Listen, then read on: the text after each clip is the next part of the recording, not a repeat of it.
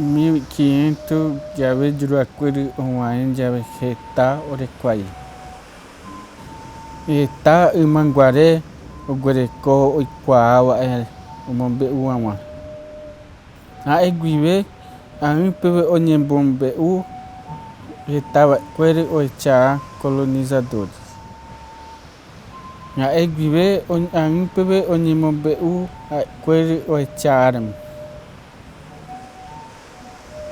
A Ima Romombe Uta Ima Anandu Roguerecoa Pendewipe Pendequere Pequama.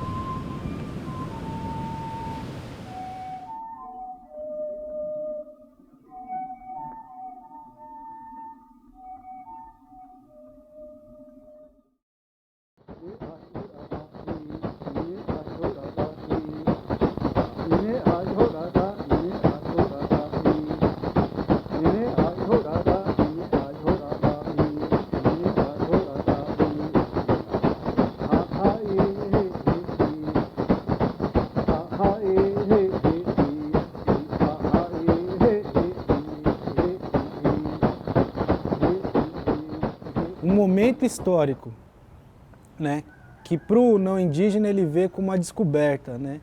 Para nós indígenas, a gente vê como o momento da invasão, né? A invasão do território dos povos indígenas das Américas pelos europeus, né? Que hoje são ditos conquistadores, né? Então, para nós, a sabedoria ela tem uma característica diferente do não indígena.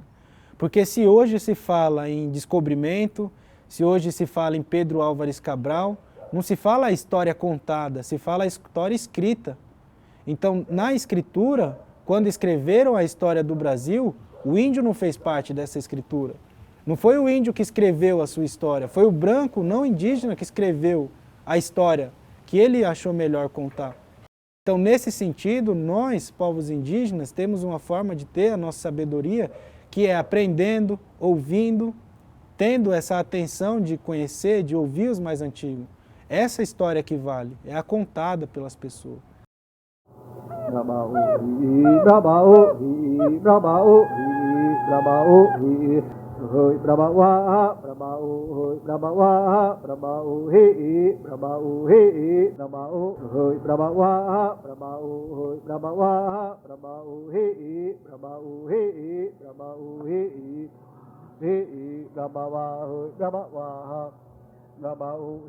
Os aldeamentos no Brasil, né, começaram de forma abrupta. A ideia de aldeamento era justamente trazer o índio para a civilização, né, civilizá-los depois da catequese, claro, que era para dar almas, né. Então, como os indígenas não falavam português, então a ideia era primeiro catequizá-los, né, tiveram que ser muito sacrificados, né, não só para deixar de falar a língua materna, como também para servir de exemplo aos outros e serem obedientes, né? Então não foi um aldeamento assim tão civilizador como se coloca na história, né? Existe um outro lado da história que não é contado ou que é negligenciado. Então essa coisa de enaltecer os indígenas trabalhadores ou depois para justificar as ações, dizer que os indígenas eram preguiçosos, eram silvícolas. Então isso foi severamente trabalhado pela dominação do Estado brasileiro. Aqueles que sobreviveram, que ainda tinham seu domínio da língua materna, suas práticas culturais, teve que se incorporar à nova roupagem política.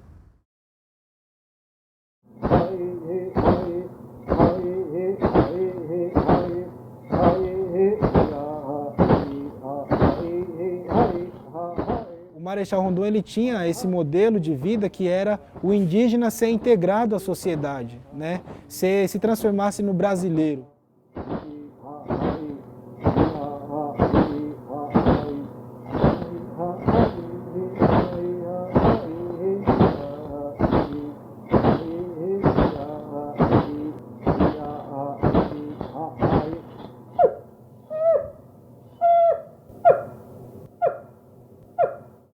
nós vivemos um período de muita violência contra o nosso povo, né? O não indígena sempre expulsando a gente do nosso território.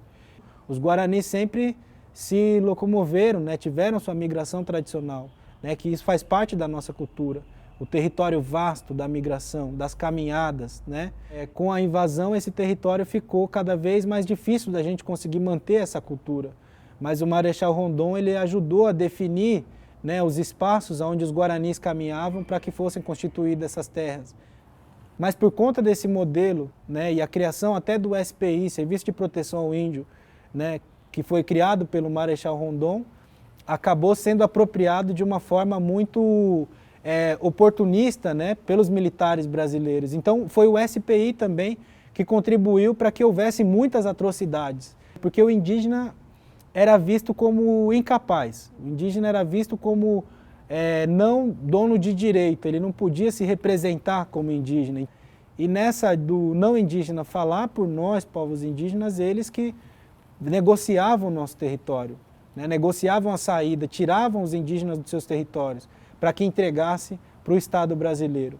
Então isso foi um processo muito triste da história brasileira, quando se cria um serviço de proteção ao índio e esse próprio SPI age dessa forma, entregando a terra indígena para o Estado brasileiro e acabando com territórios originários, né, de muitos povos indígenas que hoje lutam o reconhecimento da dívida histórica do Brasil com relação aos esbulhos dos territórios indígenas.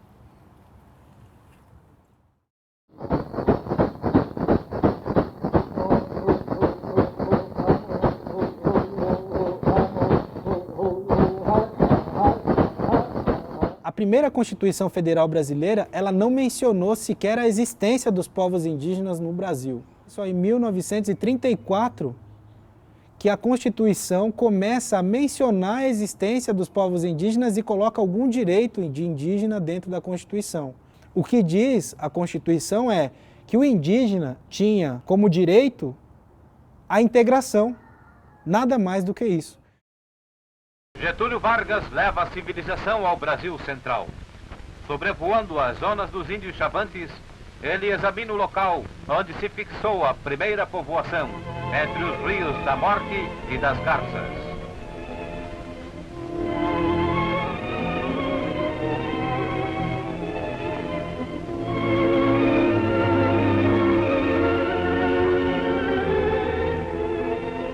Então, para nós, povos indígenas, quando entramos para a Constituição Federal Brasileira, o texto dizia que caberia a integração, ou seja, o Estado brasileiro ia criar formas de integrar o indígena à sociedade nacional. Então, esse foi um período de 1934 até 1988 em que o indígena sofreu com essa ação do Estado da integração.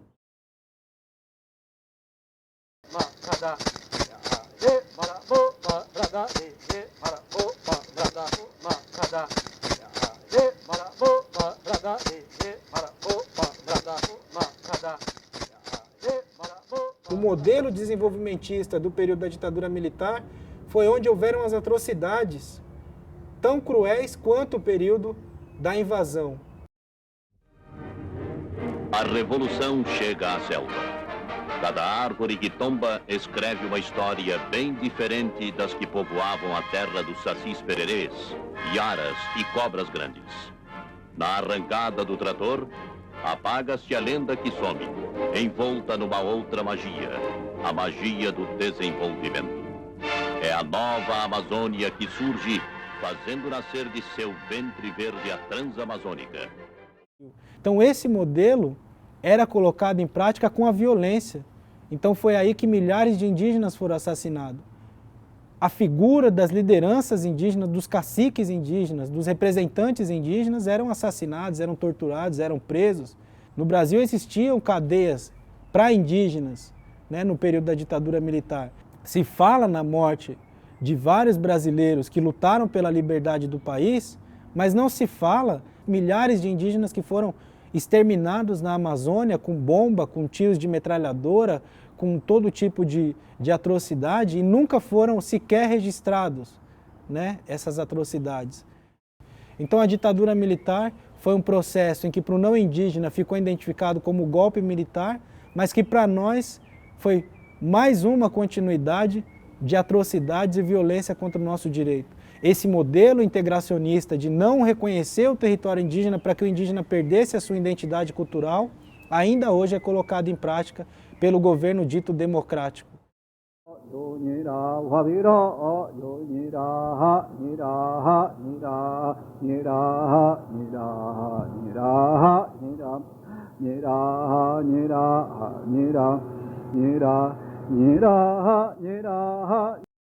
Somente em 1988, na última Constituição Federal Brasileira, é que o Estado reconhece o direito indígena de ser indígena, com a sua cultura e o seu território. Então a Constituição Federal Brasileira de 88, ela marca um período na história do Brasil onde o indígena começa a ter autonomia da sua fala, ou seja, ela põe fim à tutela, no artigo 232, do Estado não mais tutelar os povos indígenas e o indígena ser dono de seu direito, de poder falar, né, de ser reconhecido como detentor de direito.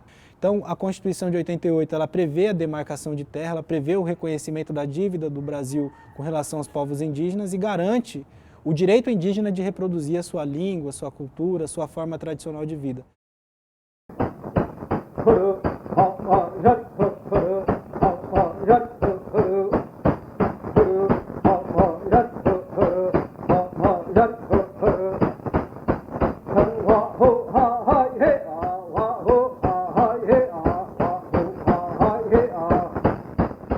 O modelo de exploração dos recursos naturais, ele é colocado em prática ainda nos dias atuais.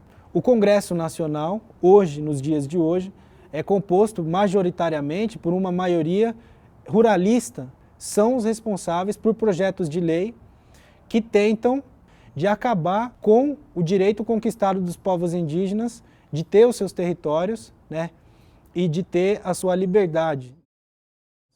Então, infelizmente, para nós, esquerda e direita não representa avanço, não representa mudança na forma que nós somos tratados ou da forma que nós conversamos ou dialogamos. Não há diálogo, não há acordo, não há respeito. Há a Constituição Federal, que reconhece e respeita, mas há pessoas que não respeitam a sua própria legislação.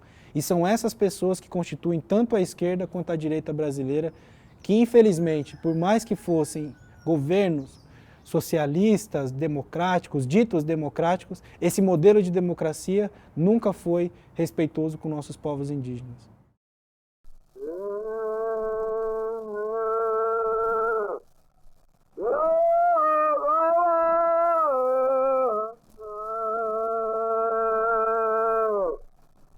Só tivemos golpes, né?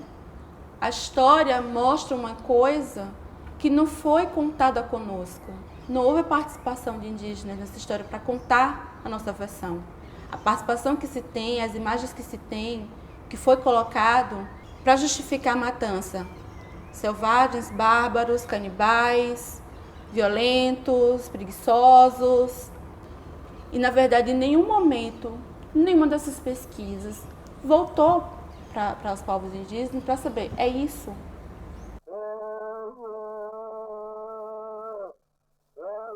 A natureza, ela é muito perfeita.